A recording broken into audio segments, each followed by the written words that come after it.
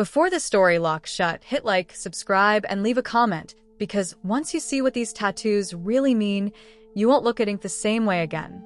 The cell door slammed in Huntsville, Texas, and the sound echoed like a gunshot. Detective Mark Rivera froze. On the concrete floor sat an inmate named Jason Cole, bleeding, shaking, alive, but barely. Across Jason's chest, carved deep and fresh, was a tattoo that wasn't there an hour ago. 3 symbols. Crude lines. Still red. Still wet. Rivera knew those marks. Every investigator did. They weren't art. They were a message. And the message meant someone was about to die. The camera cuts. The clock rewinds. 2 weeks earlier, in Phoenix, Arizona, Jason Cole stepped off a prison bus with a paper bag and nowhere to go. He was 34. Thin. Quiet. His left arm was covered in old ink. A spiderweb on the elbow. A set of numbers on the wrist. A tiny teardrop near the eye, faded like it wanted to disappear. People on the sidewalk stared, then looked away. Jason pulled a sleeve down. He knew the rules. Tattoos talked. Even when you stayed silent. Jason's trouble began years before, in Maricopa County Jail, after a burglary went wrong. No one died. No gun. But jail had its own laws. On his first night, an older inmate named Rick Harlow leaned close and whispered, "Ink tells your story in here. You better know what yours says." Jason didn't. Not yet. The spiderweb came first. Rick said it meant time stuck. Time served. A warning to others that Jason had paid dues. The needle was a guitar string. The ink was burned plastic mixed with shampoo. It hurt. Jason bit his lip and didn't scream. Screaming meant weakness. Weakness meant trouble. Weeks passed. Jason learned fast. He watched fights break out over looks, over words, over symbols. One night, a new inmate arrived with a tattoo he didn't earn. A set of numbers tied to a prison gang from California. Within hours, he was beaten. Guards called it an accident. Inmates called it justice. Jason stayed quiet. He listened. He survived. Years later, he was transferred to a state prison near Amarillo. That's where the teardrop appeared. It wasn't what people on the outside thought. It didn't mean he killed someone. It meant he lost someone. A cellmate named Eric. Overdose. No guards in sight. Jason held Eric as he died. The teardrop was grief. In prison, grief had to be worn. Then came the numbers on the wrist. That one was a mistake. Jason thought numbers were safe. Dates. Time. Personal. But these numbers lined up with a known crew in the Southwest. Detectives knew it. Inmates knew it more. Jason didn't belong to them. But ink doesn't care about intent. It cares about meaning. That's when the threats started. In the chow hall, men stared. In the yard, whispers followed. One afternoon, Jason found a note under his mattress. Just 3 dots drawn in pen. No words. He knew enough by then. 3 dots meant my crazy life. It also meant warning. Jason asked for protection. The report went into a file. The file went into a drawer. The drawer stayed closed. Months later, a riot broke out. Sirens. Shouts. Smoke. When it was over, Jason was moved again. This time to Huntsville, Texas. New walls. Same rules. Detective Mark Rivera entered the story here. Rivera had worked prison intelligence for 12 years. He studied tattoos like maps. He could tell where a man had been by the curve of a line. He was called in when symbols showed up that didn't make sense. When ink became evidence. Rivera first saw Jason during intake. He noted the spiderweb, the teardrop, the numbers. His pen paused. He circled the wrist. He wrote one word in the margin. Risk. Jason tried to keep his head down. He worked laundry, folded sheets, counted minutes. But prison tattoos don't fade. They speak louder over time. One night, an inmate named Calvin Brooks sat beside him. Calvin smiled too wide. "You know what that ink says, right?" he asked. Jason shook his head. Calvin leaned in. "It says you owe." Jason didn't sleep that night. Days later, a guard found another note. This one carved into the metal table in the laundry room. 3 symbols. The same ones Detective Rivera would later see carved into Jason's chest. Back then, no one knew what they meant yet. But Rivera felt it. The pattern. The timeline. Something was building. Rivera pulled case files. He traced similar markings back to a homicide in San Antonio. An inmate stabbed during transfer. Same symbols. Same order. Same meaning. It wasn't a gang tattoo. It was worse. It was a death notice. The symbols meant this. Marked, judged, carried out. Rivera tried to move Jason. Paperwork. Calls. Delays. The system moved slow. Prison moved fast. On a humid night, during lockdown, the power flickered. Cameras blinked. For 90 seconds, one hallway went dark. That was all it took. When the lights came back, Jason Cole was on the floor of his cell. Blood everywhere. But he was breathing. Barely. And carved into his skin were the 3 symbols, cut deep enough to last forever. Detective Rivera stood over him now, the smell of iron thick in the air. He knew the truth about prison tattoos. They were not memories. They were messages. And this message wasn't finished yet, because the final symbol meant the job wasn't done. And the next move was already coming. Jason Cole didn't wake up right away. When he did, the ceiling lights burned his eyes. The room smelled like bleach and metal. Machines hummed. A nurse moved fast, quiet, trained not to ask questions.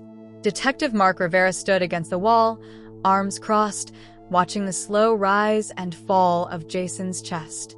The symbols were stitched now, but even covered, Rivera could see them in his mind. Marked, judged, carried out. Jason was alive. That meant something went wrong. Rivera waited until the nurse stepped out. He pulled a chair close and sat down. Jason, he said softly, don't talk yet. Just blink if you hear me. Jason blinked once. Slow, heavy. Rivera leaned in. Who did this? Jason's eyes shifted. Fear filled them, not pain. Fear was stronger. Outside the infirmary, guards whispered. Word traveled faster than paperwork. An inmate survived a carving. That wasn't normal. That wasn't allowed. Survival broke the rule. Rivera walked the hallway afterward, his shoes echoing on concrete. He met Warden Thomas Keller near the control room. Keller was gray-haired, tired, careful with words. You know what this means, Keller said. Rivera nodded. It's organized. Not a fight. Not random. We locked down the unit. Not enough, Rivera said. This isn't about Jason anymore. Keller sighed. You think it's a hit list. I know it is. Rivera returned to his office and spread out files across the desk. Photos, reports, timelines. He pinned pictures to the wall. Inmates from Arizona, Texas, California. 3 symbols carved or tattooed. In every case, the final step ended in death. Except this one. Jason was the mistake. Rivera circled one name in red. Calvin Brooks. Calvin was calm. Too calm. When guards questioned him, he smiled and asked for water. His arms were bare. No new marks. But Rivera knew better. Not all messages were worn on skin. Rivera sat across from Calvin in a small interview room. The air buzzed. You talk a lot, Rivera said. Calvin shrugged. Prison's boring. You talked to Jason Cole. Everyone talked to Jason. Rivera slid a photo across the table. The laundry room carving. 3 symbols. Calvin didn't blink. That told Rivera everything. You know what these mean, Rivera said. Calvin leaned back. Meanings change. Not these. Calvin smiled. Ink doesn't kill people. People do. Rivera stood. And people talk. Eventually, Calvin's smile faded just a little. That night, Jason woke again. He asked for water. His voice was rough. Rivera came back in. They said I wasn't supposed to live, Jason whispered. Rivera nodded. Who said? Jason swallowed. Everyone. Rivera waited. They said my ink lied, Jason continued. Said I wore things I didn't earn. Said the symbols had to be fixed. Fixed how? with blood. Jason turned his head. They told me the first cut was the warning. The next one would finish it. Rivera felt a cold weight settle in his chest. Jason wasn't the target anymore. He was the proof. Over the next days, Rivera tracked movement. Transfers, cell changes, commissary logs. Patterns appeared. The same inmates passed messages through drawings, through folded paper, through tattoos so small they looked meaningless. One symbol, then two, then three. In a prison near Lubbock, an inmate was found hanging, ruled suicide. He had the first symbol inked behind his ear. In Oklahoma City, a parolee vanished. His girlfriend reported him missing. The last photo of him showed a fresh tattoo on his hand. The second symbol, Rivera drove. Miles of highway, long nights, cold coffee. He met detectives in Dallas, Tulsa, Little Rock. They all saw it now. A system older than social media, older than cameras, ink as evidence, skin as record. The story wasn't new, just quiet. Back in Huntsville, tensions rose. Fights broke out. Guards found sharpened toothbrushes. One inmate stabbed another over a symbol drawn in soap. Jason watched from the infirmary window. He knew what came next. Survival made him dangerous. Alive, he could talk. Dead, he'd be silent. Rivera requested emergency transfer. Federal custody. Protective detail. The request was denied. Budget. Space. Risk. Rivera slammed his fist on the desk. He stared at the wall of photos. He saw the pattern clearly now. Jason's tattoo mistake years ago wasn't small. It wasn't personal. It had connected him to a chain that demanded balance. Prison tattoos weren't about the past. They were about control. Late one evening, Rivera received a call. A guard's voice shook. "You need to get here. Now." Rivera ran. In the yard, floodlights cut through the dark. Inmates stood still. Too still. On the far wall, someone had painted the three symbols in white. Big. Clear. Below them lay a man Rivera recognized. Calvin Brooks. His chest was carved. Deep. Clean. The same symbols Jason wore. The message had changed. The warning was over. The system was correcting itself. Rivera understood the final truth in that moment. Prison tattoos weren't just messages between inmates. They were commands. And now the command was active. Because somewhere inside those walls, the next name had already been chosen. The prison didn't sleep that night. After Calvin Brooks was found dead beneath the painted symbols, every unit went silent. Doors stayed shut. Guards moved in pairs. Radios whispered instead of spoke. The walls felt closer, like they were listening. Detective Mark Rivera stood in the yard long after the body was taken away. The white paint still glowed under the floodlights. Someone had wanted it seen. Someone had wanted fear to spread. This wasn't chaos. It was order.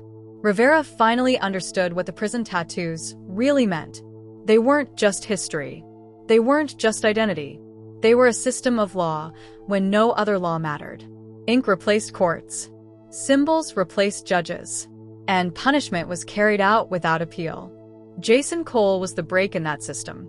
Alive, Jason was proof the system could fail. That made him dangerous to everyone who believed in it. Rivera rushed back to the infirmary.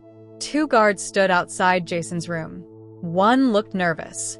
The other avoided eye contact. Rivera felt it in his gut. He pushed inside. Jason was sitting up, pale, sweating. His eyes locked onto Rivera like he had been waiting. "They moved my cell," Jason said. "They said it was for safety." Rivera froze. "When?" "An hour ago." Rivera turned and ran.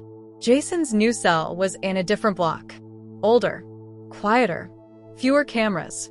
Rivera knew that layout. Blind spots, long shadows, too many corners. By the time Rivera reached the tier, inmates were already banging on doors. Not shouting, laughing. Rivera shouted for backup. The radio crackled. Too slow. He reached Jason's cell. The door was open. Inside, the air smelled like metal and sweat. Jason was on his knees. Alive. Again. His hands were tied with bedsheets. Blood dripped onto the floor, slow and steady. Across his back, a new tattoo had been carved. One symbol. Only one. Rivera dropped beside him. "Stay with me." Jason laughed weakly. "They said this one means time." Rivera understood. The system had adapted. Instead of killing Jason, they were erasing him piece by piece, marking him as unfinished. A living warning. Guards flooded in. Sirens screamed. Jason was cut loose and rushed back to medical. Rivera stood alone in the cell, staring at the fresh mark. This wasn't about revenge anymore. It was about fear lasting longer than death. Rivera went higher than he ever had before. Federal investigators, civil rights attorneys, internal affairs. He laid out everything. Photos, reports, patterns. The timeline carved into skin across state lines. Some listened, some didn't. Then a journalist in Austin got the file. The story broke fast. Ink as evidence. Prison tattoos linked to secret punishment system. Symbols that decide who lives. Public pressure hit harder than any lockdown. Federal oversight teams arrived. Cells were searched. Transfers frozen. Known symbol carriers separated. For the first time in years, the system felt watched. Jason was moved again. This time out. Witness protection. New name. New state. No ink removal yet. Just distance. Rivera visited him one last time before the transfer. Jason looked older. Tired. But alive. "Do you still want them gone?" Rivera asked, nodding to the tattoos. Jason shook his head. "They're scars now, not orders." Rivera stood. "Most people think prison tattoos are just bad choices." Jason met his eyes. "They're choices made when there are no good ones." Months passed. The symbols didn't vanish overnight. They never do. But the carving stopped. The warnings faded. The system lost its silence. In a report filed in Washington, Rivera wrote the final line himself. "Prison tattoos are not decorations. They're language. And when ignored, that language becomes violence." Somewhere in the country, Jason Cole started over. Long sleeves. Quiet life. No one asked. No one knew. But the truth remained. Behind prison walls, ink still speaks. And every mark tells a story about power, fear, and survival. That is what prison tattoos really mean.